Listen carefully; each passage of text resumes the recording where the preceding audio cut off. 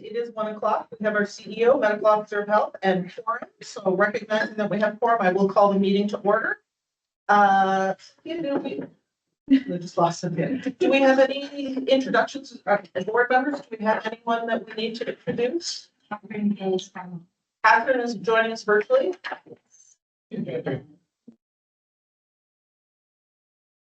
Can we confirm that Catherine's with us? Visually. Okay, perfect. Thank you very much. All right, then we will get right into our agenda. Item 1.2, approval of the agenda. The resolution is that the agenda for Southwestern Public Health Board of Health meeting for today, Thursday, October 24th, 2024, be approved. Do I have a mover? David. Seconder, David. Any questions? Discussion? Seeing none, I'll call for the vote. All those in favor? That motion is carried. Thank you very much.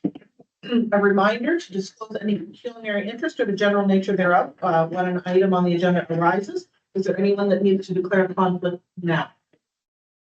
Seeing none, we will move on to the reminder that our meetings are recorded for minute-taking purposes and for open session portions are publicly available for viewing for 30 days after being posted on Southwestern Public Health's website. And are we now also on YouTube? It's also on YouTube and linked. All right, item 2.1, approval of the minutes. The resolution is that the minutes from Southwestern Public Health Board of Health meeting held on September 26, 2024 be approved. Do I have a mover? Jim, thank you. Seconded. Lee, thank you. Any discussion? Seeing none, I'll call the vote. All those in favor? Any opposed? That motion is carried. Thank you. And approval of consent agenda items. I don't see any correspondence. I don't see any. Item 5.1, Southwestern Public Health Advancing School Health Programming Report for today. And Barb, I give the floor to you to bring this report to us, and then we will entertain questions. Thank you so much for having us. Good afternoon. I'm Erica Arnett. I'm the program manager for the school health team. And Barb Ledgley, the public health nurse on the team, will be presenting this report. So May have to turn up your volume. There's always a background noise in this room. Now. I can hear you. I can hear you. You do? You're going to forget your small teacher voice. Yeah. So I'll just start by saying that school health has changed over the years. And certainly when I was in late elementary school or even early high school, my now mother-in-law was actually my public health nurse. And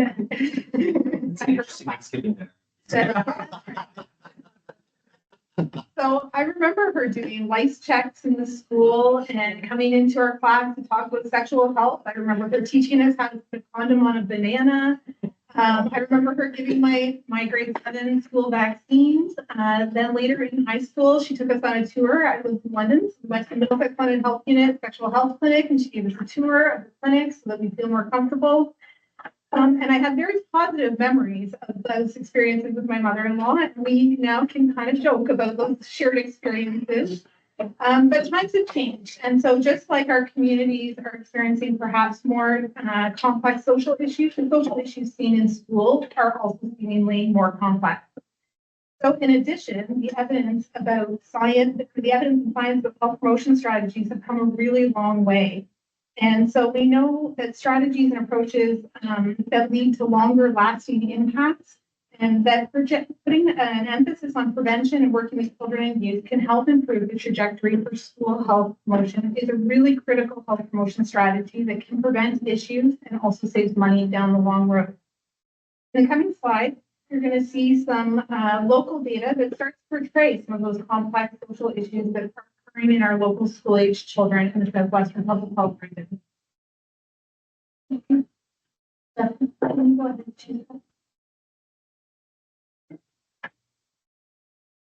There you are, getting on the bus. Yeah. So data regarding the health of children and youth has historically been lacking and hasn't really been available at a local level for a long time. So while we know that significantly more work needs to be done to understand the protective factors and the health of children and youth in our region to support their healthy growth and development, we do know that substance use and mental health for children and youth are key issues or concerns in our local area. We also know that initiatives like Planet Youth Model, which I know the board has heard of previously, will be very instrumental in filling the data gap that exists for programming and allow us to be more targeted in our approach around risk and protective factors for children and youth that exist locally in our community. The strength of partnerships with our local school boards between us and the school health team are going to be very instrumental in supporting the advancement of that Planet Youth Model work with our school board partners. So what we know about mental health with respect to children and youth in our area is that Southwestern Public Health Foundational Standards team recently completed a mental health and illness health status report. And that presentation showed that the mental health of the population has declined in recent years, both locally and provincially.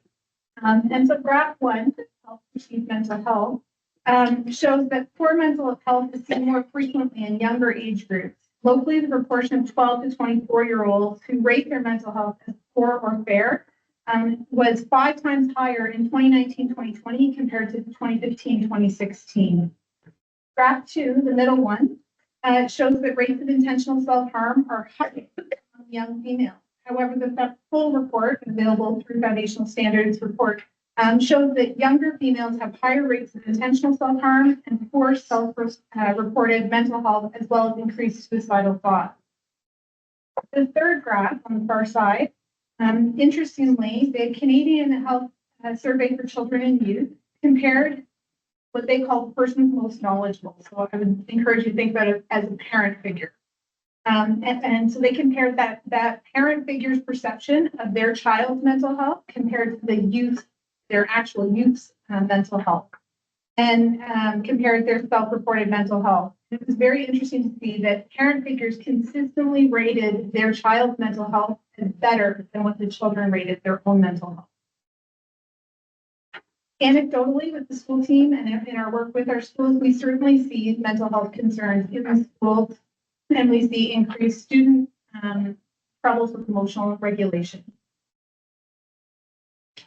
Next slide. I mentioned that the other big issue we're experiencing is around substance use. So according to the 2019 Ontario Student Drug Use Survey, which is a data set that gathers health information with students and youth in grades 7 to 12, the substances most used by local youth are alcohol, with more than half reporting having drank in the last 12 months. And this is 10% higher than the proportion in Ontario. Additionally, nearly 24% or a quarter of these youth reported drinking enough to feel drunk in the last 4 weeks, and 20% reported binge drinking, drinking 5 or more drinks in a single occasion. We also know that vaping was the next most common substance used by youth in our region, with 32% having reported using e-cigarettes within the last 12 months, and 35% of those who have used e-cigarettes report that they use them more than once a day. 25% of Southwestern Public Health youth have reported using cannabis in the last 12 months, versus 22% in Ontario. And of those who report using cannabis, 15% report using it at least in the last 4 weeks, and 8% used it more than once per week. So in addition, we know that youth report seeing easy access to both alcohol, tobacco, and cannabis, and that most youth, 58%, report receiving those substances through their parents and family members and close friends. So when I share these stats, I share them because the school team is feeling a sense of urgency, and I think the health unit is feeling a sense of urgency. When combined with previous slides showing our local child and youth school-age mental health data, it speaks to some of those complex social issues that are being seen in our school-age population. The good news is that when working to prevent some of these complex social issues, literature points to a common set of factors, which we call protective factors, that have been shown to be effective in preventing substance use, mental health, and also to decrease involvement with the justice system. Barb's going to speak a little bit more about those protective factors.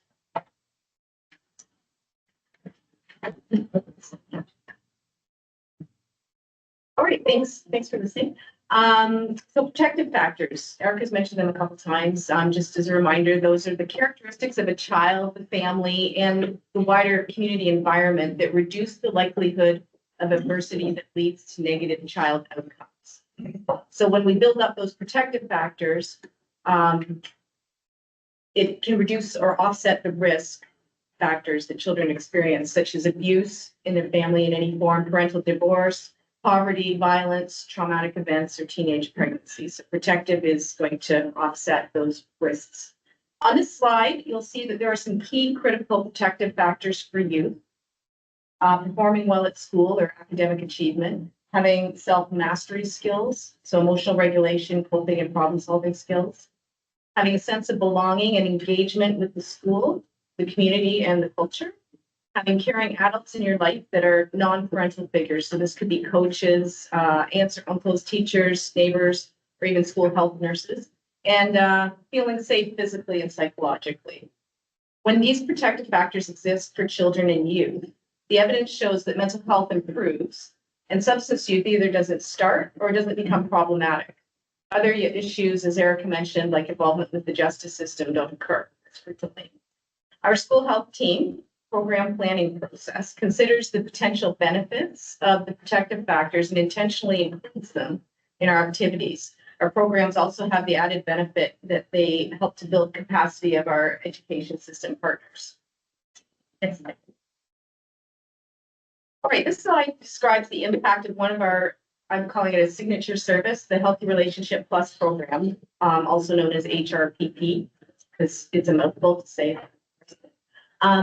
And I'm spotlighting this program that's had excellent uptake in our priority schools and also has some recent evaluation data.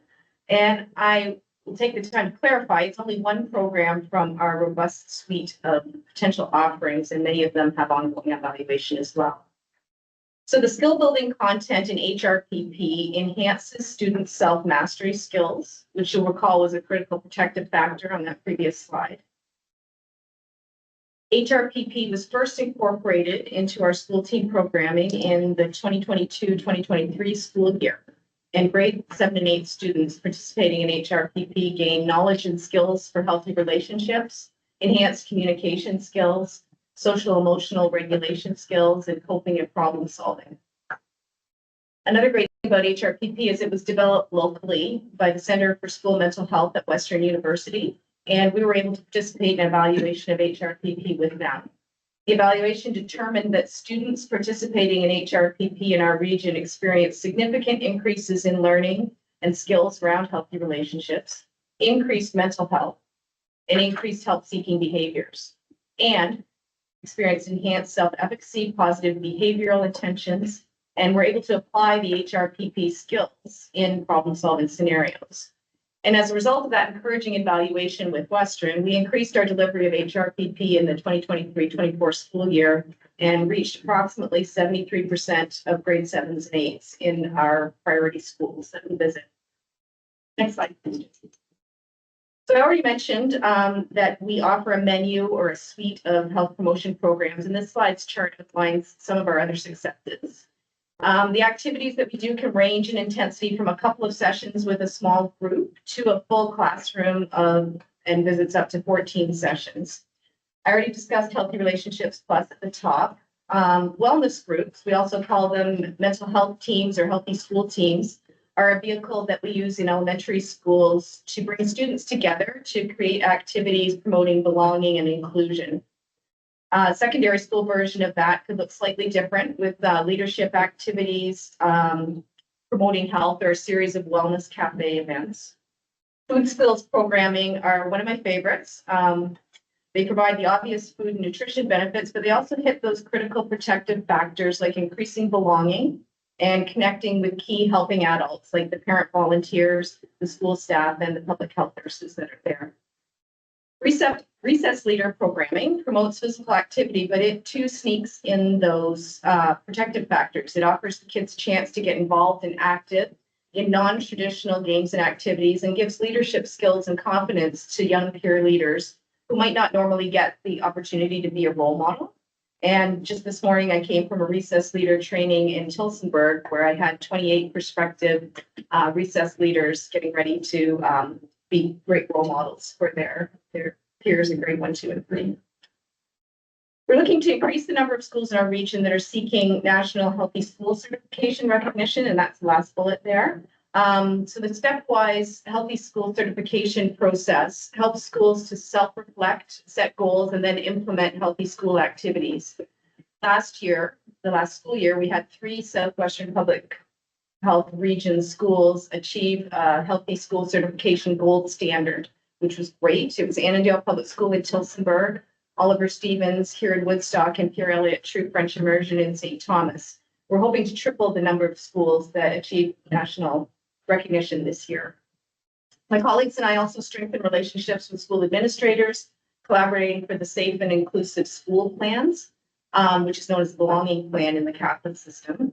Our school PHN input and public health planning expertise is actually appreciated. And when schools engage in that thoughtful evidence-based program planning, our team can then suggest complementary programming, which in turn improves the school climate, improves student achievement, and strengthens the youth's feelings of belonging. For me.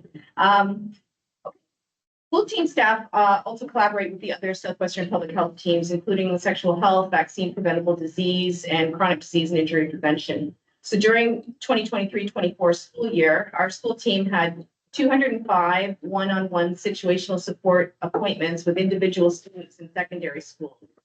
And the most frequent reasons for those appointments were for assessment and referral for mental health concerns, for birth control and contraceptive new starts, and for pregnancy testing. And this is in secondary school. Another hot issue locally and provincially is smoking and vaping and enforcement. And the school nurses collaborated with the tobacco enforcement officers to improve preventative and compliance efforts. This past school year, the TEOs provided education regarding the Smoke-Free Ontario Act, their role, and progressive enforcement in the school community. So overall, 107 school offenses were reported, 109 warnings were issued, and 3 charges under the Smoke-Free Ontario Act went forward. And with VPD, vaccine preventable diseases, the school nurses help with the clinics in the schools, the grade 7 and 8 clinics specifically. I'm missing one of those to be here today. My colleagues and I staff 8 clinics each in the school year, and this supports the BPD team while also strengthening relationships between the school nurses and their schools. And I believe in your board package, if you can take some time to review the infographic that showcases further data about our school team's work and other collaboration in school with other teams, such as the oral health team as well. And back to you, Eric. The focus of the presentation today has really been about the work happening in the school. However, there's a lot of other important and impactful work that is occurring at a system level too, and the team would certainly be happy to highlight some of that work in a future presentation or by a future report. But just to give a little snapshot of some of those successes at that system level, we've certainly been fortunate enough to have a partnership declaration in place with all of our public school boards within the last year and a half. The establishment of data sharing agreement, which has been a long time in the making and is a great win. And not just an agreement, but also data is going back both ways, which is a huge success. We have ethics approval for our year-end administrator survey, and we are now embarking on some collaborative work with both boards, utilizing that local data to establish some strategic priorities as well as accompanying plans, shared plans. The team has additional work, as Barb alluded to, looking at the evaluation of the rest of our programs in terms of their impact on belonging, but also their impact in terms of the capacity with our local education partners. So we look forward to reporting on that as soon as those are ready. And in closing, I think I want to share that school health, that's Southwestern Public Health, has evolved programs and services to address some of those really significant social issues that we're seeing in our community. And starting young is really critical to improve the trajectory of the experience of not just our youth, but as those youth become adults in our community. So thank you for allowing us to come today and share a little bit about our program, and we're happy to answer any questions. Thank you. Thank you. Questions for Erica and Bart? I have Marcus. We're just gonna go, sorry. From Catherine. Okay, so we'll go Marcus, Jim, Catherine. I have not been as excited about anything since I've been on this board as I have. Can we go back a few slides to, there was the ones that showed the differences in reported mental health, I think, from before the program to after. One of the very first slides. It's one of the first slides. the presentation. In the presentation, sorry, yes. Because that's not in the agenda package, is it? The presentation? No. Could we- Wait a minute. Yes, it is. I just, I couldn't find it. I don't see the graphs either. No, I think it's on. Do you mean in the presentation or in the infographic? Graphs. what was on that screen? I could not find my agenda. Yeah, so I don't know what. That's how much you like. Jackie's like Cynthia, this takes. So the Yeah, third, the third one, yeah. Give me the data. Yeah. Give you all the data, like right here. Is this saying here, I think that it is, but I just want to clarify before so sorry, next one. Okay, maybe it's back. It's a little further along. Keep going. Or the HRPP will. Yeah, the HRPP one. One more. Okay, so is that saying, to be clear, that post-intervention, they are reporting better mental health? Better increased skills. So we test for the skills that are evaluated. That are then associated with improved mental health. That improvement. And I'm happy to report that HRPP, there's not a lot of programming in this kind of health promotion realm that has a randomized control trial that has been tested like this project or this program. We picked this because it has been extensively evaluated. And then we were lucky enough to do a local evaluation because our model of HRPP is slightly unique. It's been offered, I don't know, for how many, like a long time, 10 years? Anyway, yeah. In the community and in different settings where maybe attached to the St. Leonard Society and you bring a small group of youth that are experiencing some specific targeted issues. And so you bring them in. But the way we've offered this program is very unique because it's offered universally to all grade 7s and 8s. We're not selecting students in the elementary school. We're not selecting students who have identified issues. We're just trying to build the skill of everyone that then that translates into ongoing hopeful benefit. And so that evaluation was done of our unique model. We do also offer HRPP in high school, and that's done in partnership with social workers or education staff, because that is more of a targeted approach where people are selected because they have identified needs. And so they'll be pulled out of class, and then that's offered together. So we have two different approaches of this program. Follow and then Jim. So, one is, maybe just put a pin in this. Can we get this presentation to the Oxford Safe Well Oxford Steering Committee? So this is like all the things. Like this is like measured outcomes, control group, statistical analysis, prevention, mental health, addictions. Like this is all the things, literally, right? Like, Yes. how much more of this can we get and how fast? You know, I mean, I know that's a question going to be for budget, but I mean, how are we, like, we're hunting for exactly this all the time. How do we actually create like impactful preventive outcomes, specifically with mental health and addiction, which leads to so many other things, doing it with our youth? This is all the things. It really is. It really is. And there's not much more to say. I mean, this is all, that's it. Building those skills and those protective factors is the thing.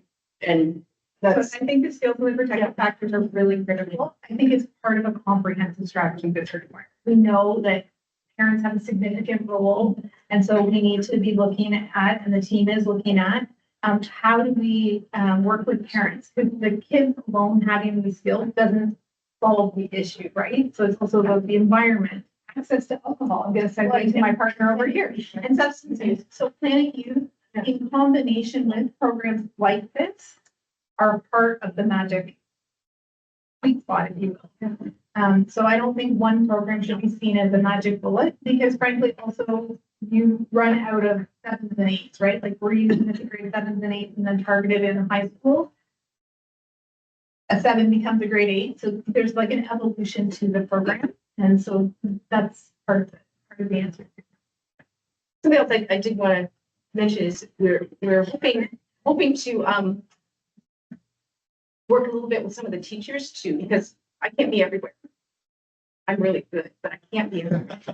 And hopefully some of the teachers can start incorporating some of this, like us along that capacity that I talked about, capacity building with our education partners. So that would help the spread and that kind of thing too. Part of to speak to that, if I can elaborate a little bit. Sorry, I know we're getting along in this, but our next incarnation of this work is we're working with our school board partners to look at that capacity. London District is exploring the idea of having summer educator sessions where we would go in and then we work with the teachers, educate them, and maybe be available as a consult for those trickier conversations where it's really helpful to have somebody else other than the classroom teacher convey the materials as an example. So we're looking at how we build the spread of this program and other such skills into it from a capacity building, but also from like a sustainability piece, right? We can't just keep on teaching the same things. We need to transition some of this in partnership with our educator partners. Jim, you're next, and then I've got Catherine, then Brent, and then Dave. Okay, through the chair, thank you for your presentation. This information is always interesting. No surprise to me that alcohol is at the top of your list. Back in my day, maybe there's a young person in this room who know that the age limit was 21 by beer. So there weren't 21-year-olds in high school at that time. Or very few. You had no brother, no sister, you could get the odd beer or something. But then someone had a great idea, let's lower it to 18. Well, boy, did that open up the doors. We have a local high school in St. Thomas that's downtown. The kids at noon went down drank beer for their lunch because of 18, which meant the 16 and the 17 got alcohol. Well, then someone had a really tough idea. Let's face it, to 19. Well, crap, there's 19-year-olds in high school. So to me, the answer to some of those problems about alcohol, simple person, pretty simple. Get it back up to 21. Then it takes it out of the schools. It can get into the schools, but not the way it is today. Where the 19-year-old get 2 cases of beer for your 17-year-old buddy, and I don't know why they don't want to do it. I think we talked about this before. 20 years ago, we talked about getting him. I would not be surprised if all the health boards in Ontario have the same #1 alcohol at the top of the list. And wouldn't it be great if we all got together, kept pushing the provincial government to say, look, here's the stats. Let's get it back up to 21. But no, now of course they sell it in the grocery stores and, it's just gone crazy. And that's why your stats are #1 alcohol. Just I think if it's something we could pursue, I'd be happy to support. Anyway, thank you very much. It's not surprising. Like I said, alcohol is the biggest problem. Thank you, Jim. Yeah. Catherine has a question or comment? Yes. I can read it out. That would be great. Regarding the sexual health services and 205 appointments. The question is that a normal amount of appointments? The number sounds low, considering the number of high school students. How are students made aware of these services and that? Yes, so those numbers are just the numbers of students that we're seeing in our secondary school. We definitely don't have the capacity to be someone's primary source of information. And so the way we do promote it out to the schools, we talk to the guidance and different staff at the school to let them know that, if they have students that are having concerns, they can come to us. But we can't be a health service or a health clinic. And we look to try and encourage them to go to primary care if they have them. We have our own sexual health clinic on site at the health unit. And we try to remove barriers wherever we can. And the kids that we tend to see, and Barb can elaborate on this, the students that we tend to see are what I affectionately call the slippery kids. The ones that might not be able to make it, they just have too much going on. They come in for one thing and it's like an onion and you're there for 7 or 8 other things at the same time. And so we're there to remove barriers to the kids that are the most vulnerable and not to be the go-to starting place for any other clinical. Again, Yeah, and just to echo what Eric mentioned about, um, for Catherine's question, we see a number of students in our sexual health clinics on site. So that is in addition to what you saw with respect to what's happening in school, because there's a whole array of services provided in school. And just for context, so in 2023, we saw about 2,700 clients in our fixed clinics across Southwestern Public Health. So it's just below 10% that we're seeing in schools. thank you. I was gonna ask if there was any data on that. Next, I'm great. And then David. Thank you, Chair. Great report, guys. With regards to the program, great to hear you've got some buy-in from the school boards. Like I said, I'm not sure. A lot of that is dictated to them by the province too, so is there any indication with members of the province? Like in terms of offering this Yes. program, that all of the public boards have been incredibly supportive of us offering this program universally. We got their buy-in before we started offering it the very first year, inclusive of working with their unions and clarifying any roles and responsibilities there. We also now are at the stage where some of the educators that maybe have had the program offered a year or two in their class are like, I think I can do this if you'll just come in and work alongside me for a couple of classes. So we're really seeing this as a capacity building tool with our educators. And one of the evaluation results we did see is that educators were more comfortable. These aren't conversations that you may have in your classroom setting normally, and it can be uncomfortable to have conversations about how to deal with conflict or how to navigate some of those relationships. And so we're definitely seeing and hearing in the school team, and Barb can certainly attest to, there's a greater comfort in those teachers that are really engaged, and not all are super engaged in the program, but those that are add a lot of value to the discussion.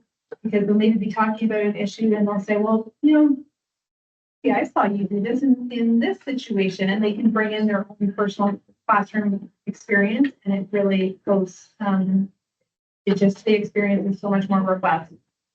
So the both boards have been incredibly supportive. Eric and Barbie, the presentation, I think I share Mark's enthusiasm. So, what you guys do in Bar specifically in the schools, so thank you for that. The first question I have is, how can we help you as a board to do more in schools? So sports and students. What can we do?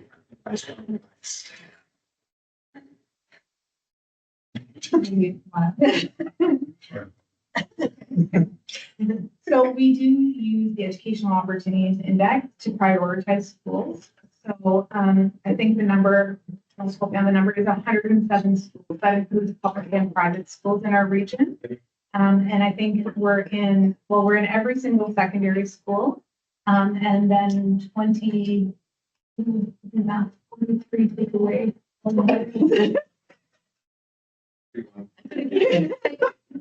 There's five to six schools each, Yeah, so- for 8 priority school visiting nurses. So that being said, we know that we need to be in the schools that are at risk the most. And so we're in the schools and we're doing the best we can there. I think that honestly, the biggest thing would be if we had more staff, then we'd be in more schools. So I think that's the biggest limiter. I'm suspecting. How take as much time as you want. How can we help get you to 100% of eligible students screened with dental care? If it said it was 74%, I'd love that to obviously higher. So what tools or mechanisms can we use to get more staff? David? So I can speak to that. So historically, our exclusion rate for dental screenings, it was really good. Like we had very, very low rates. About 5 years ago, Thames Valley District School Board moved to they changed their consent. So they actually had to opt in versus opting out. And what happened with that was numbers went from maybe 3 to 4% exclusions up to 20+%. Since then, I believe it's just changed over the past year where it's now gone back to you have to opt out. So we're hoping that our refusal and exclusion rates will definitely come back in alignment again. Having said that, we also do a lot of work with local private and public school boards. Just around in August, we do a lot of promotion on the importance of oral health screening and surveillance because come September, that's when the consents go into school. So we try to get ahead of it the month of August and try to really promote it that way. What I will say is with COVID, one of the unintended consequences was with some of our private schools getting back into the private schools again because of just some of the mistrust that happened during COVID in their perceived eyes. So we're really focusing on a lot of private schools, meeting with the elders, meeting with community leaders in those areas to try and promote the importance of both vaccine and Historically, how do these non-compliance vax rates compare? I know there were 14, 17. Has there been an uptick? Is that something that maybe I could In terms of you're looking at the infographic around vaccine. So I don't know if Susan wants to do that, if the infographic around the vaccine rate. In the schools. I mean, because of COVID, we obviously saw a decline in. So we're slowly getting back to. So we are pushing to meet. Yes. Okay. What type of, is this a typical reason or exemption used, and is it localized in one area as well, or are you noticing it across? Are we noticing this in areas that are, being populated by a specific population or something like that, or is it just across the board? Across the board, I'd say that there's issues. Obviously, there are some communities that might choose not to vaccinate, but there's significant uptake of prevention in all of schools. And then I think this is, specifically for we would ask in your role as a school nurse, which are the proactive factors that seem most in the youth we work with? I feel like it's the connection, feeling like they belong. And I think that some of the school climate survey data bears that as well, that, you think of school, and I don't know what you joined when you were in school, but I was into sports and I obviously did the yearbook and I did this.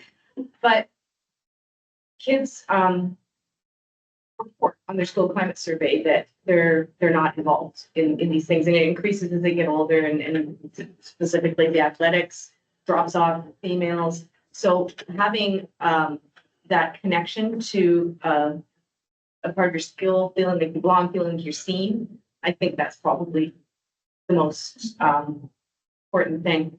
I wouldn't say that the group I just worked with this morning, that they were all misfits or anything like that, but you could just see how excited they were at the prospect of being a leader and a prospect of being, just I'm a recess leader. I'm going to help the little kids. They're going to look up to me. I can do this. And I asked them, if all of these little kids were looking up to you and emulating you, what would the school look like in a few years? And, their little hands are going up and said, it would be really fun here. It would be more peaceful.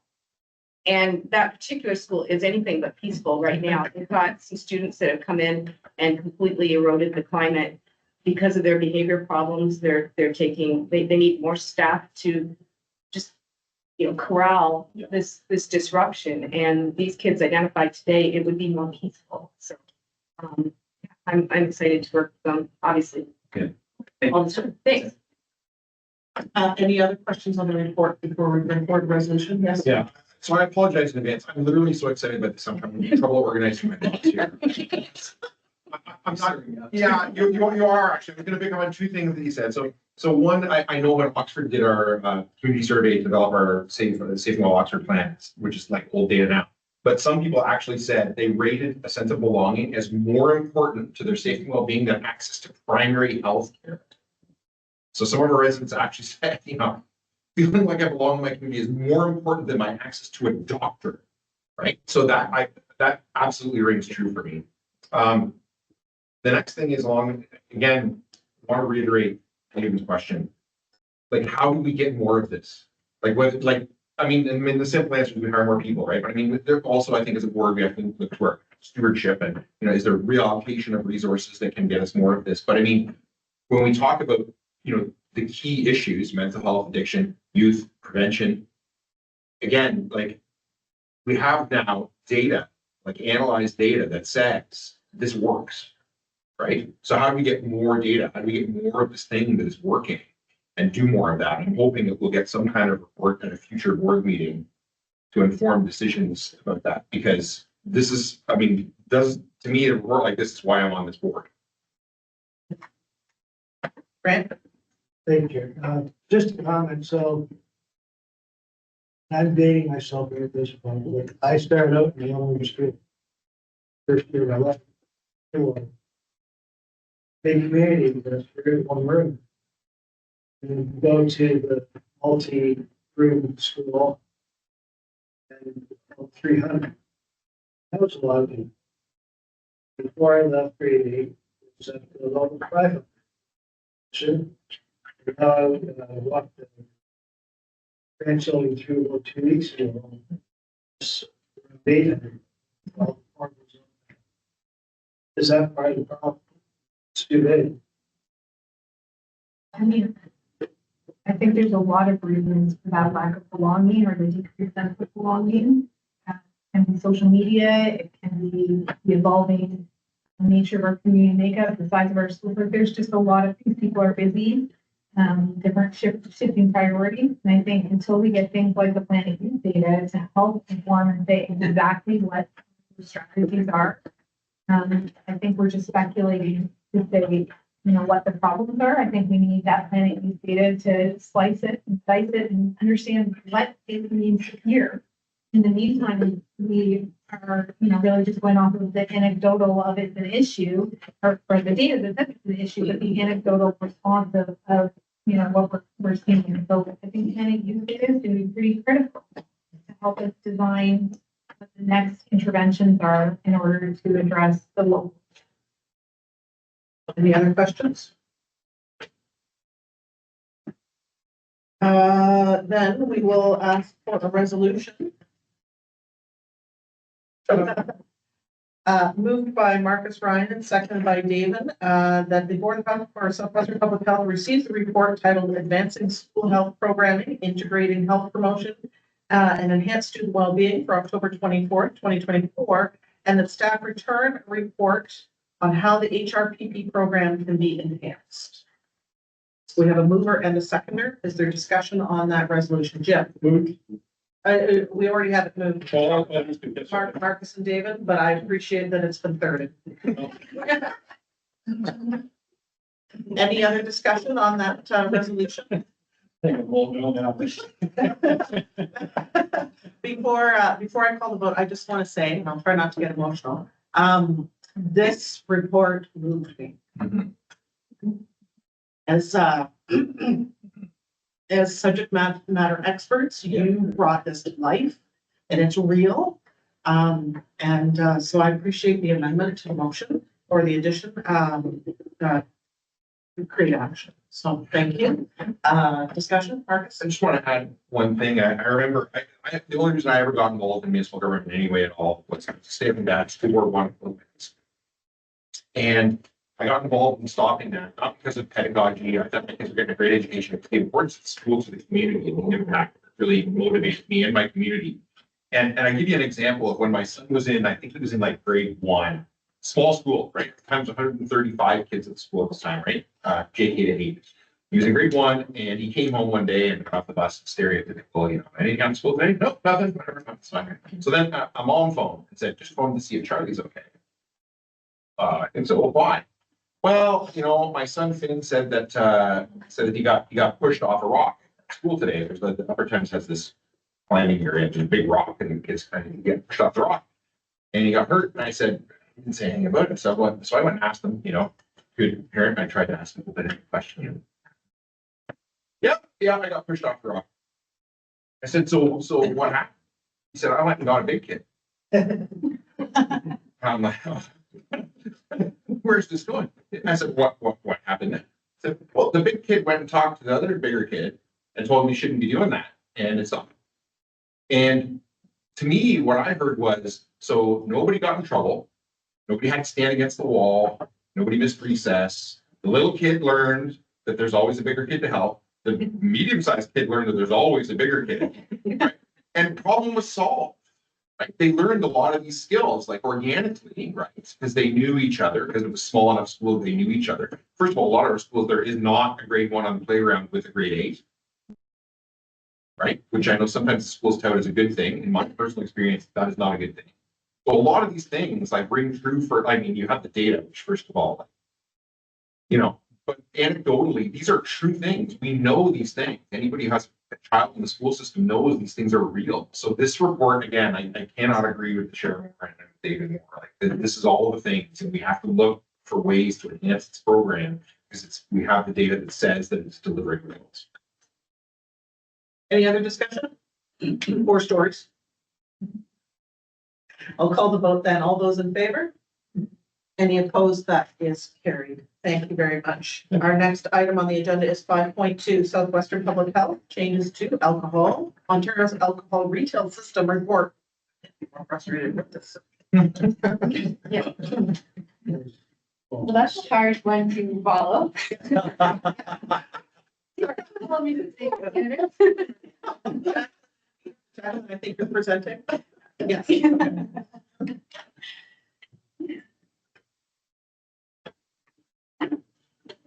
All right. So, hello, my name is Jacqueline Drew. I'm a public health nurse that works for Southwestern Public Health, the chronic disease and injury prevention team. I mainly focus on prevention and health promotion as it relates to the harms due to alcohol. I've come to update you on the actions from a report I presented last year, discuss the most recent changes to alcohol policy, and provide actions that can be taken to prevent the harm. So let's start off where I left off the first time. So the Board of Health plays a huge part in increasing awareness and implementing healthy public policy. We can make upstream impacts to decrease the alcohol harms for the people of our community, and these actions help to improve life for all of us. So these are the recommendations that were made in the last report about a year ago. Actions at the local level to decrease harms due to alcohol. The first recommendation was fulfilled. Southwest Public Health proposed a comprehensive provincial alcohol strategy called Enhancing Public Health through Prevention, Education, Regulation, and Treatment. So ALPHA, the Association of Local Public Health Agencies, adopted this resolution at its June 2024 meeting, and follow-up with ALPHA and its membership is ongoing. Second, a letter in support of OPHA, so Ontario Public Health Association's recommendations, was sent on December 21st, 2023. Response was received from the Ministry of Finance on December 21st, and Ministry of Finance in February, and a letter of response was also sent back in May, reiterating the board's position. So for the third recommendation around collaborating with local municipalities, by March of 2024, letters were sent to all area municipalities, providing information, including the report that I had presented here, actions to reduce alcohol-related harms, and offering support to update local municipal alcohol policy. So we did support a municipality that reached out directly from this communication. And we also supported a municipality that we had originally supported as well. There are continued plans to work on municipal alcohol policy into 2025, and this is happening with Southwestern Policy Work Group, Ontario Public Health Association, and the Canadian Alcohol Policy Evaluation Project.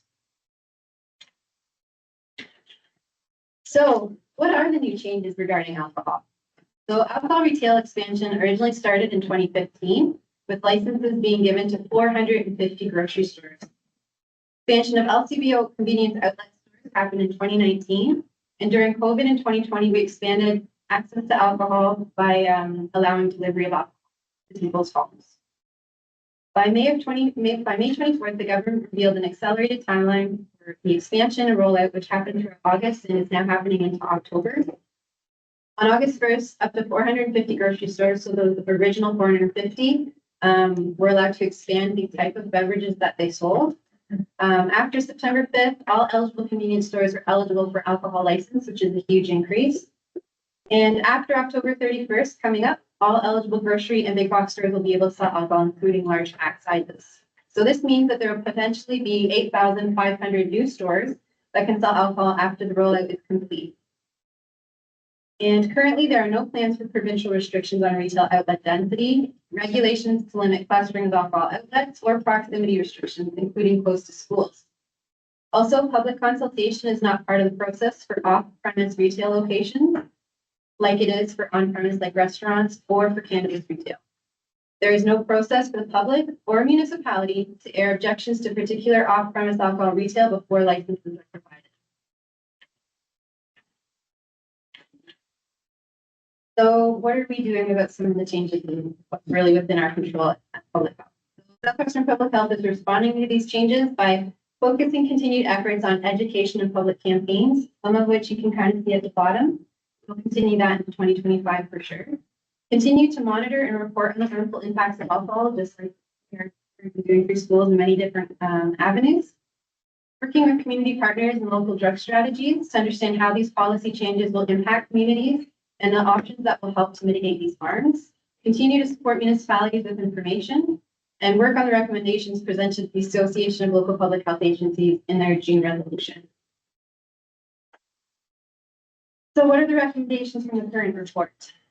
We're hoping to send a letter to the Ministry of Finance and the Ministry of Health requesting information on how the additional 10 million for social responsibility will be allocated and requesting public health experts to be involved in this important work. We hope that the board will support the municipal primer, reducing alcohol harms, the primer for municipalities to the local areas when it is circulated. The primer outlines what municipalities can do to reduce alcohol-related harms in their communities. So you may be asking, what can local governments actually do to decrease harms? So with the new changes, there's a lot of uncertainty that comes with not knowing what is possible.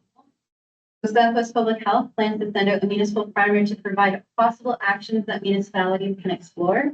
Let's briefly look at what some of those options look like. It is possible that municipalities can look to modify land use planning and explore zoning options related to alcohol and related to retail locations and density. One example of this could be minimum separation distances from schools or even treatment centers. With this legislation being so new, it would be strongly recommended to seek legal counsel about possible opportunities and actions in this regard.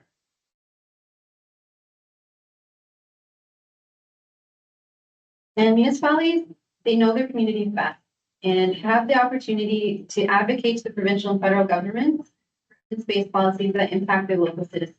So depending on what the municipality recognizes as an issue, could be to keep the public notice requirement for liquor license applications or for the implementation of the provincial alcohol strategy or increasing the age of access to alcohol to 21, has been mentioned previous, which is also suggested by the Chief Medical Officer of Health recently in his annual report.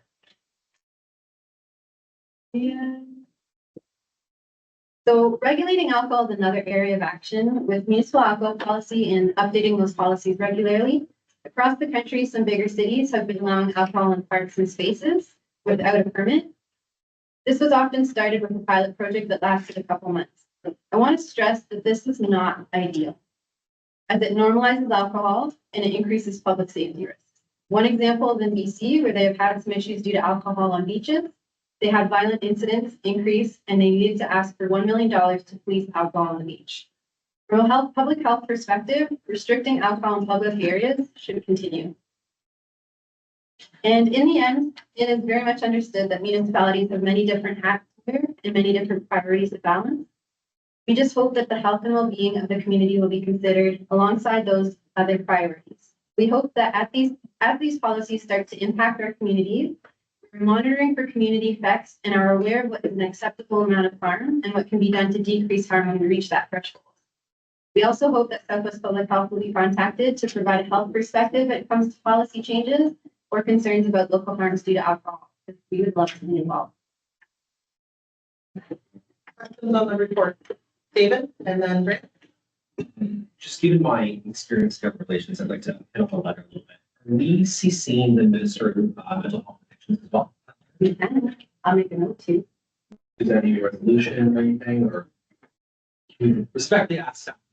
Yes. When is the letter due to be sent? When would you like it? In all honesty, you're not gonna get any oxygen in the next 6 months. Probably spring 2025 election, so we should likely be sent within the first couple of weeks of it getting sworn in, is my opinion. Folks who are involved, I don't know, but we can discussion after this. I just think they're hyper fixated on entitlements. And stuff. So we get lost in this. This is a question. Chair. How do we want to use this letter? It should well. Sorry. Maybe we have. Other questions on the report? Oh, sorry, Grant. Earlier. So I agree fully with what you're presenting. I think the challenge for zoning changes at this federal level, we can do it. Which policy statement will supersede us. And this challenge will go team will be for whatever. They probably are going to be a lot of buying municipalities, just I'm not do agree with it. But it's going to be up there. Other questions? Parks? Two things. One, on the letter, I think that would be about, you know, and I would suggest, not only the letter, but the overall strategy, of which a letter would be part. Yeah, and the letter, you know, in which order do you pull the levers in and all. Should probably talk about probably bigger than just this issue too. But also the, I think part of the, to me, whenever you're advocating with the province to do a thing, if you're just asking them to do the thing, very unlikely.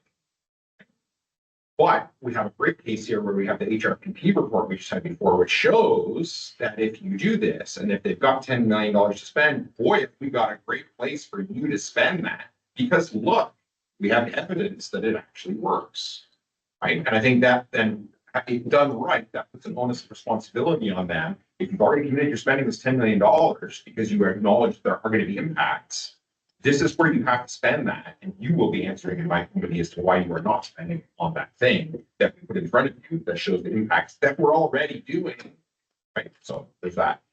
With respect to the zoning and stuff, I think I would suggest that a letter to the councils asking for this, because then it would be up to the council to direct their staff to do that work, as opposed to Southwestern Public Health staff asking municipal staff, right? And then, because then municipal staff are just gonna be like, hey, I'd love to help you out, but my council just gave you like 17 years of work over here, right? It's up to the council to say, actually, we do think we're doing that this is a recommendation. We direct our staff to work with public health staff to explore the zoning options. Although at the end of the day, I tend to agree with Grant. I think probably this is a dead end, but it doesn't mean it can't form part of the advocacy to go to the province and say, we need you to change PPS so that we can. So. Lee. Just the Board of Health with the election coming up. Getting our members to support raising the age to 21 for drinking. I think that could be pushed when you're looking at a candidate from your area. So what's your point on raising the age to 21 again? Because that would be the first step. It should be something that could be talked about. The election most likely will be in this first. Jim? Thank you, Chair. I'm 100%. I'd like to see something change it back to 21 where the access used to be, which would limit a lot of those problems. But I think from our board, just sending it, we should be working with all the boards, health boards in Ontario. And we all submit basically the same concerns because we all have them. But I don't want to beat a dead horse. 21, 18-year-olds and 17s not getting help anymore. And that's when you're age of 12. I'll just say 21. It should be. Yeah, I don't disagree with, I don't know what the evidence is on raising it to 21. From an advocacy standpoint, I would strongly suggest we do not raise that in the other advocacy that we do. I think that not only would it fall on absolute deaf ears with this government, but counterproductive to achieving some other things that we might actually be able to get. We might be able to get something like 10 million out of them. If we start talking about raising the drinking age to 21 with this government right now, you're going to get your letter handed right back to you and send it. So I would hate for us to shoot for perfection and get. Well, I thank you, Marcus, but I kind of disagree on that because I think it needs to be put in their heads that a lot of the problems can be solved with decreasing the access of kids in high school to getting the beer. If you can get the beer and alcohol out of high school, and if it was 21, it's not in high school anymore. As soon as it stays at 18 or 19, it's now in high school, it gets down in public school kids. I think we need to make that awareness. That's all. I don't disagree. They're going to say no, but at least we're promoting something that is good for our community and find out the rest of our health boards if they're interested in promoting that too. Because there's reason, you have the reasons why. Look at all the alcohol in high schools and kids. It's going for beer at noon hour, 19 because it's high school. Anyway, I don't want to be in the voice as I said before. I don't disagree with Marcus at all. There's maybe a deaf ear, but let's get it in their ear. They can say no, but let's get it there. And Dad always said, if you don't ask for it, you're never going to get it. So we don't have a resolution on the floor yet. So if we're still doing questions over. Which one? Please. Just to respond, I have to say, that when we as a health unit ask for a public policy change, it has to be strongly backed by it. So I think if you did want to go to make, some sort of suggestion to go to 21, I think the first direction would be for staff to look into any efforts behind that. I tend to agree with Marcus, this is not to do so. But if you do want to follow that train of thinking, I think the first is to find out whether it's. So good. Yeah, I just asked Carol on that, actually. I just shot a message to Carol and to say, do we actually have data, even not just locally necessarily, but data with respect to the 21-19? I'd appreciate the opportunity to take this back with staff and we'll talk about what we've heard here and action according to, like, I want to tap into what the staff's mindset is as well and what data we have. So just to follow up to the chair, the evidence is already there. You look at the chart, alcohol's number one, 50% problems. They have all the data on it, so it must be a concern. If it was 10%, who would worry? Oh, no, sorry, I meant the age piece.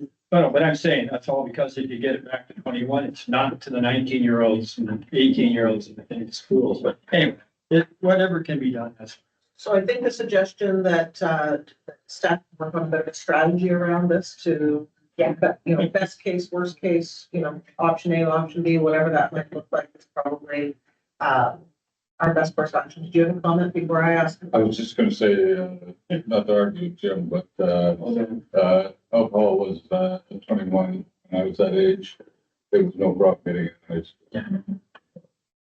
I Anyway, didn't go to that high school. no, you went to much, but I do wonder though, like, getting back to the two recommendations, I would say planning issue one may have more to do with, municipal zoning ability. I would send it to, the councils and have them decide, do we in fact? And quite frankly, in Oxford's case, some of the lower tiers might say, we're gonna put it in, I'm gonna make you. So I don't know whether, I assume that would something. Any other questions before I ask mine? From the municipal primer, thank you very much for putting that together. And I know, Peter, we had discussions about how do we get relevant information in front of municipalities so that they can make great policy decisions. You referenced parks, but one of my questions when my municipality took a look at revising their policy was during the pandemic, we allowed outdoor patios on the sidewalk, not the sidewalk, but in the parking spaces on the street side. Do you have data evidence on that? Is it the same that it normalizes alcohol when we allow for licensed beverages out in the open on because it's technically municipal property, right? It is it's the sidewalk or the street. Do you have anything on that as opposed to events in parks? I don't have as much information offhand on that. It's something I can definitely look into. I don't know if we have research to really state anything because it's within a licensed area, right, as well. So it has usually some barriers that are put up. There's usually, they're being served by a server, so there's control there, whereas when it's a permit and like no permit in park, people can just bring their alcohol, they can overconsume, it's a lot less control. The normalization piece, I think that anytime you see adults drinking, it starts to normalize it. Anytime they start seeing smoking being smoked, it normalizes it. So there's definitely play there. Whether I can back that up with hard research regarding patios themselves, I don't know that I actually even have that kind of research. But it's definitely something to look at in the future. If I ever come across it, it will spur in my mind your question. Yeah, I'm just curious because it was the one area that they weren't willing to adapt the policy around that. And to me, it's municipal property. Yeah. It should still fall under our policy. Yeah. But Yeah. so, but I didn't have any evidence or data to kind of say other than access to alcohol, right? Just further comment, so we see people smoking marijuana, Normalizes it. normalized it. There's that. Yeah. And so last year in Ottawa, big park, we said percent of the water, and remember, going to the park, father and mother and kids sitting there. Beer. Take beer, pour it out, and take. Decided to swim high. So what's worse? Well, I think that like within, so if I look at our own parks and recreational spaces, you aren't supposed to be smoking near certain areas, right? So that would happen whether that was tobacco smoke, vaping, or cannabis. So really, if there was a bylaw officer saying that you can't drink in the park, you also can't smoke in the park. I really can't speak to why that bylaw officer didn't implement all the rules, but it really isn't supposed to be happening either way. Any other questions before we put a resolution on the floor? The resolution is that Southwestern Public Health, that changes to Ontario, no, in the wrong paper. That the Board of Health for Southwestern Public Health approved the changes to Ontario's alcohol retail system and updated report on actions to mitigate alcohol-related harms for October 24th, 2024. Do I have a mover? David, seconder, Grant. I was just gonna ask a question for a second. Well, it's been seconded. Do you still have your question? There was a bunch of discussion around, respondents and advocacy and stuff. Is there sufficient direction like there for staff to act, or do we need to amend the motion, or is there enough there? So I think the discussion was that staff would come up with a bit of a plan and strategy on what options or best practice might be for us to consider. Any other There's also discussion? discussion about sending it to council, which I think was the direction this time. But if you wanted to amend the motion, we can send a framework to. I think it's The CEO feels like there is enough direction. Any other discussion or debate on the motion? All right, I thank you very much for this one. I'm going to call the vote. All those in favor? Any opposed? That is carried. Thank you, Jacqueline and Peter, for your work. Please stay on this. I think it's a critically important part of our community development as we grow, as we. One home markets, have a good day. But thank you very much for staying on this. I think that the project will help to see it go away. Yeah. Thank you. Our next item is further investments in public health. Yeah. Yes. Jacqueline, you can stay if you want. Oh, no, that's okay. Okay. We've done enough. Thank you. So, let me take you back in time, not too far, June 2023, feels like a lifetime ago, but it wasn't that. The board had a very, robust discussion. It actually started before June 2023, but the board made some decisions in June 2023. So, based on, the reports, brought forward in early 2023 and our robust budget discussion for the 2023 budget, you asked, me to come back with a report on what else can we be doing as a public health agency to make meaningful change in health outcomes and in a shorter, even shorter period of time, recognizing that there's an old saying, public health work, a lot of it is measured in decades.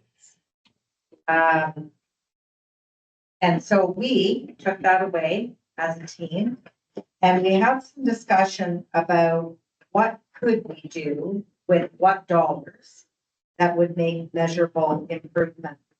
So in June 2023, the board voted to add additional funding to our base budget on an ongoing basis in the 6 areas in my report that you will see. Substance use prevention, nurse family partnership, mental health promotion, childhood immunization, infection prevention and control, or we like to frame it as IPAC for short, and emergency management. So you'll see my names on the report, but I never do anything by myself. I have a whole group here of program directors who contributed incredibly to this report, and also to Carolyn Richards and her team for helping to put it all together in hopefully a legible way in which you can see where we're at so far. So this is not a final report. This is simply an update to give you an idea of what we've been busy doing with these dollars. And quite frankly, I think it's important that you as a board get a picture of where this investment has taken us. And I'm looking forward to the report at the 3 and 5 year mark. And I'm hopeful that it's going to showcase it was worth the investment. So a bit of an update. I won't go through the report line by line because I'm pretty sure you've all read it and I recognize we're at that four. So I want to point out a few things. So I want to be cognizant of the fact that not everybody that's on the board now was on the board in June of 2023. So that's why there's a fair bit of information in the report. So the first item was substance use prevention. I've included in each of the 6 sections the amount of base funding approved, where we intended to target that work and our objective, and then give you an idea of predominantly how we used the money. Remember that on average, about 73-75% of our budget is staff. So that's where we're going to, where we have the best chance of advancing public health work is through through our staff positions, and this isn't any exception. So you'll see in substance use, I've highlighted that since June of 2023, we've strengthened enforcement, we've developed new resources, we have relaunched our youth access test shopping program. This is around inspecting, retailers for compliance. And we've provided support and coordination to the 2 active drug and alcohol strategies in our region. I know you've seen these, or you've heard of these drug and alcohol strategy groups and their work previously, but I don't know how obvious it is that we are very active at those tables. And so we've done that as well. I think that one of the key things in this subject area of substance use is stigma. And so we know that stigma related to substance use is a barrier for people to seek and receive support. So we did work with respect to anti-stigma training to health and social service organizations. We've done an environmental scan on our community sharks management program. And you heard this earlier with Erica's presentation, when Erica and Barb were talking about our planning youth work. We put more resources there. And then in each of these sections, I've highlighted the future objectives, so where we plan to focus our energies over the next 12 to 24 months. In the Nurse Family Partnership, that $50,000 was really targeted towards licensing fees, training. There's a lot of training involved in growing our Nurse Family Partnership program. And so we trained existing staff. And we also used some of that money to support the cost of a clinical resource fee in being able to resource our staff with what they need to do to be able to deliver this program successfully. You'll see as you read on in the achievements in this area. I think additionally, they've received training in developmental screening. So that's the ages and stages work that we do. Parents in partnership education, intimate partner violence, and Indigenous cultural safety. We integrated data collection tools. We established collaborative participation in several groups. And we developed a dedicated website and marketing materials for healthcare providers in the community. Because part of what makes the Nurse Family Partnership program successful is we need all of our partners collectively in this particular program space to promote the program and to speak to its value. And so that also means working with our healthcare providers so that they can A, understand the program, and B, be able to assess where it's right for their clients, their patients, and then refer. So that's part of that work. Mental health promotion. There you'll see we hired a health promoter with that money. And you'll see some of the achievements, including integrating trauma awareness and trauma-informed care into public health practice. You know, I would say that this is an area that, in my history in public health, was predominantly really discussed mainly in the sort of healthy growth and development area, the Healthy Babies, Healthy Children program.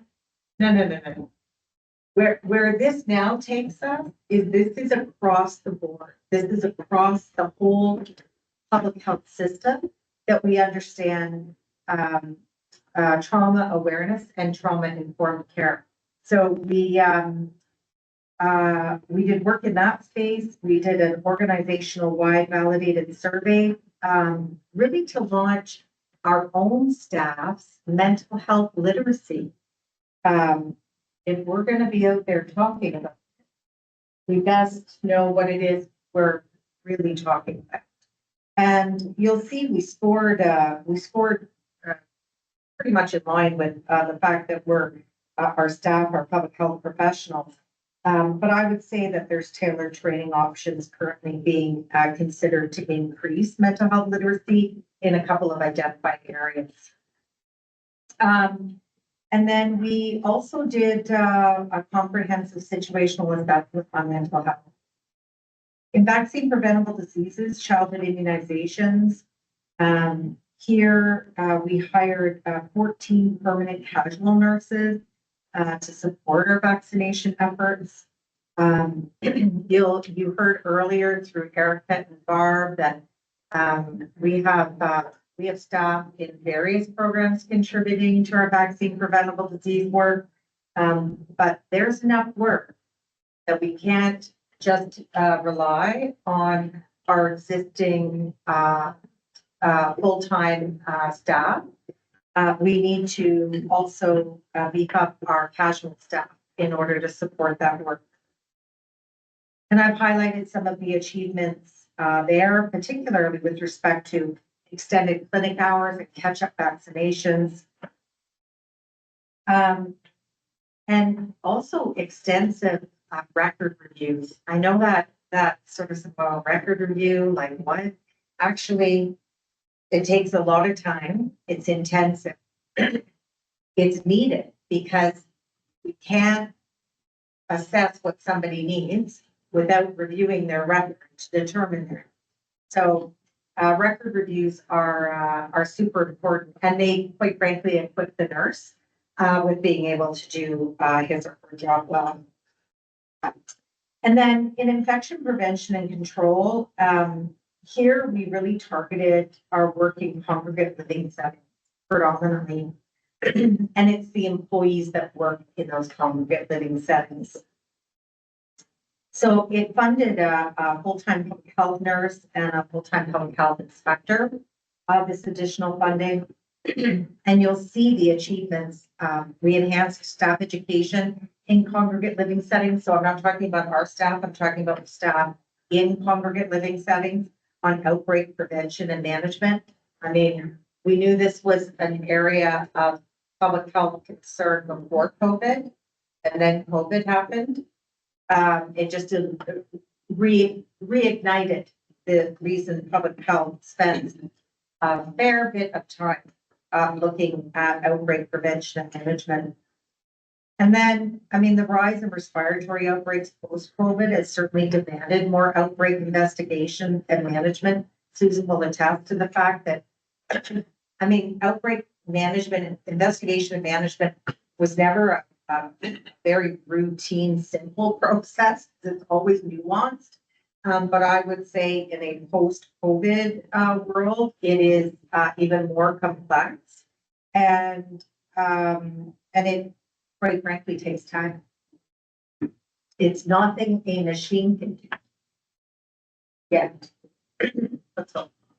And then in emergency management, we invested here by you'll remember we dedicated our resources to making that half-time emergency preparedness manager a full-time position. And you will see we have made some inroads. We've been busy. We, Sean, David have been busy. You'll see a number of multiple regional initiatives that we've been involved with.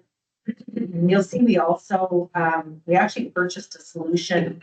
It's basically a scalable system, if you will, that'll help us plan and manage our resources and respond to emergencies from any location. So, because I clearly need more time, I'm going to pause there. I didn't go into each section in terms of future objectives because I know you've all read the report, but I'm hoping that gives you a snapshot of what we've been busy doing with that additional money and where you'll see that continue to play out now that it's in our base budget. And I'm just going to ask, if I may, to the team, did I leave anything out, team, or anything you want to add that you didn't feel I articulated well. All right. Good questions on the report? The board. Ernest. Really only one. The HRPP that we received a report on before, at the time that we, I think, asked for this, I think the board said, what are the priorities that staff would recommend? I think that's where these 6 priority areas came from. So does the HRPP, is that is that a tool that's used under the heading of substance abuse and prevention or mental health promotion, or is that would Certainly that be can. seven? I don't know how it fits, I guess is my question. Yes. Yeah, I think you need to think of it in the context of not one team, Yeah. but the work that's done Okay. by teams. So some of the HRPP work then fulfills 1 and some fulfills 3 and that kind of thing. You might see evidence of it here. Oh, I see. I see what you mean. Like HRPP wouldn't be a 7th one, is that what I'm seeing here? That's correct. HRPP is work that is done that in part fulfills priority 1 and in part. Yeah, fulfills that's priority- correct. Okay. Yeah, I see what you're saying now. Yeah, Sorry.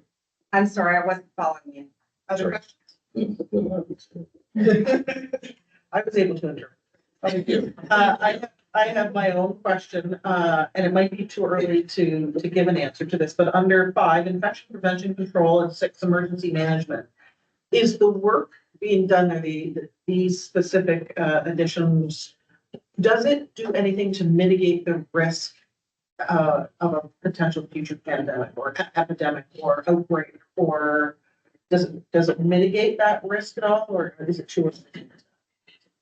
Well, I think we have to treat them separately.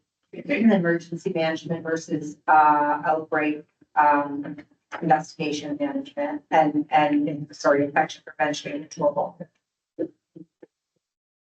Susan, in terms of infection prevention and control, I mean, you could argue that our skills, our work gives the skills to the individuals working in these congregate living settings so that outbreaks are mitigated.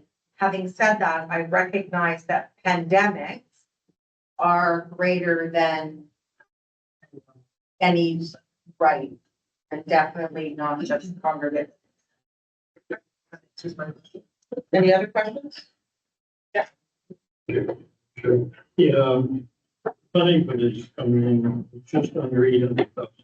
Am I remembering correctly that funding comes directly from the municipalities? You are remembering correctly. So this report would be very helpful. Suppose see, send it to them. If you've done it. Yeah. No, but in the plans, actually, I don't want to just send it to them. I think like to come and talk about it. Okay. Other questions before we entertain a resolution? The resolution in front of us then is that the Board of Health for Southwestern Public Health accept the Southwestern Public Health Report on further investments in public health, October 2024 update. Do I have a mover? David, seconder Jim. Discussion? Seeing none, I will call the vote. All those in favor? Any opposed? That motion is carried. Thank you very much. Governance Standing Committee report. Great, you're up. Thank you, Chair. This is pretty self-explanatory. Congratulations, David, on your appointment for the next 2 years. And this is the last minute, As they do. as they do. I'm hoping that we'll see, hear about this the next week or two. That's my report. Let's see if Cynthia's heard something. No. Questions on the report? Seeing none, the resolution in front of us is that the Board of Health for Southwestern Public Health accept the Governance Standing Committee Chair's report for October 24th, 2024. Any debate, discussion? Seeing none, I'll call the vote. All those in favor? Any opposed? That motion is carried. Thank you.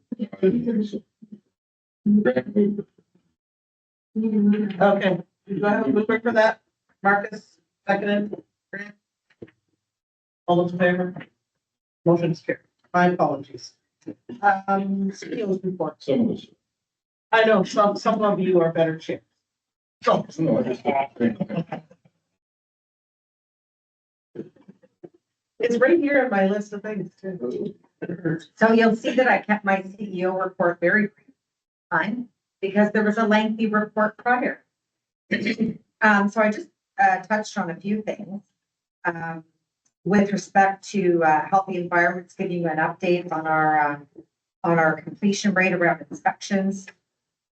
And also the number of animal investigations. 680. And that was written, well, we would have had that data from the end of September, I think. So that team's been busy. I don't know how that compares, Susan, to last year, but I feel like it's more. I think they were about the same. Oh, okay. And then fall COVID plans is under 1.2.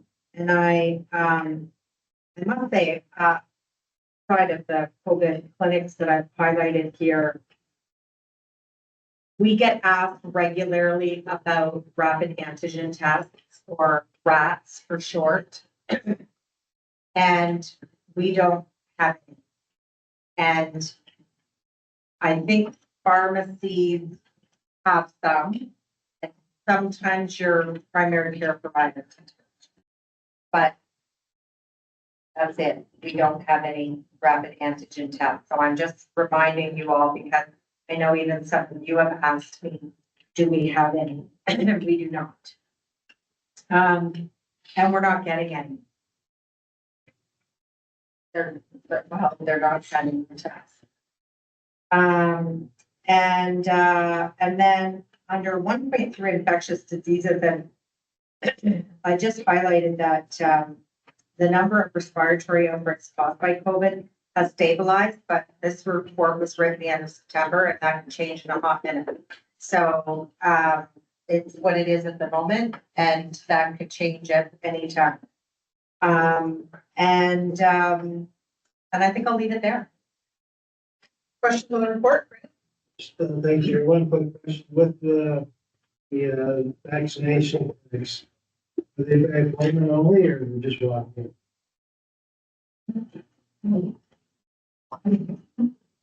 They're walking.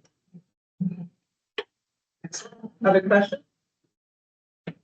Do I still have the access to the rapid antigen test? It's the best practice then to just go with what we have learned to date, that high fever, heavy cough, isolate. Is that your best recommendation, that as we did before, wear a mask in public if you must go out in public?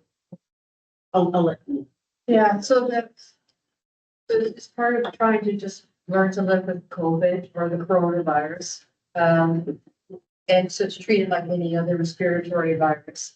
And except if you're in a group that's high risk for severe disease. So for the general public, the advice is if you're sick, stay home. If you're severely sick, then seek help. For someone who is immunocompromised or over the age of 65, they should, if they have symptoms, and they are therefore eligible for treatment. So it's a test to treat. So those people are then directed to go to a pharmacy and get it tested, or go to their primary care provider. Is that right, Susan? Yeah. So that's where it is right now. So if you're normal, if you're just generally part of the population, stay home if you're sick. If you're at risk, then you follow the test. Any other questions? The resolution then is that the Board of Health for Southwestern Public Health accept the CEO's report for October 24th, 2024. Do I have a mover? David, seconder. Jack, any discussion? Seeing none, then I'll call the vote. All those in favor? Any opposed? That motion is carried. Thank you. Any new business? Item number 6. Seeing none, we'll move to item number 7, which is closed session. The resolution is that the Board of Health moves to closed session in order to consider one or more of the following alternatives outlined in the Ontario Municipal Act. A mover, David, seconder, David. Yeah. We are now enclosed.